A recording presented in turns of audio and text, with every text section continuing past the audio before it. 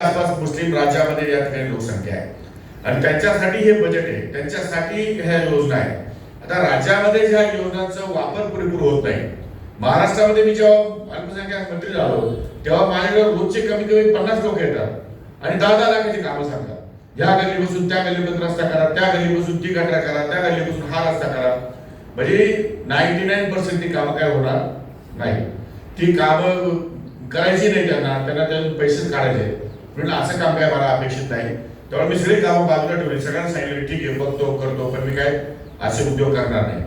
मला जे करायचे ते ठाम असं लोकाभिमुख आणि जनतेमध्ये 100 वर्ष टिकेल, 200 वर्ष टिकेल आणि ती लोकधारा या ठिकाणी राहील अशा प्रकारचं काम या ठिकाणी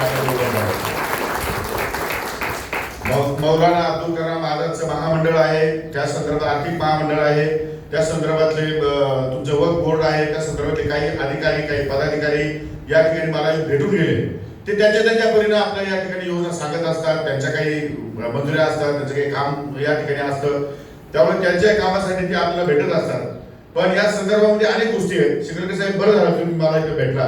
एकदा मी याच्यामध्ये बैठक लावतो आणि तुमच्या सगळ्या सूचना या ठिकाणी मी अतिशय आदराने नम्रपणे कबूल करतो. ह्या सूचना अत्यंत महत्वाच्या आहेत आणि यातून मला एक चांगली संधी मिळेल की नाशिकला अल्पसंख्याक मायनॉरिटीचं एक विद्यापीठ या ठिकाणी मी जर करू शकलो तर माझ्या दृष्टीने तो फार महत्वाचा विश्वास आहे.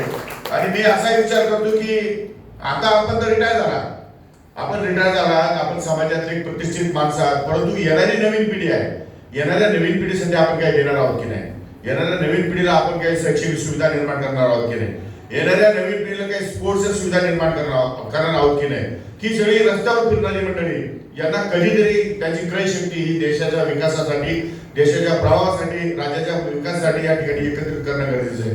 आणि म्हणून त्यांच्यासाठीच्या सुविधा ज्या निर्माण करायच्या आहेत त्या सुविधा काय काय निर्माण करायच्या आहेत त्याचं धोरण या ठिकाणी राज्य सरकार या ठिकाणी ठरवणार आहे.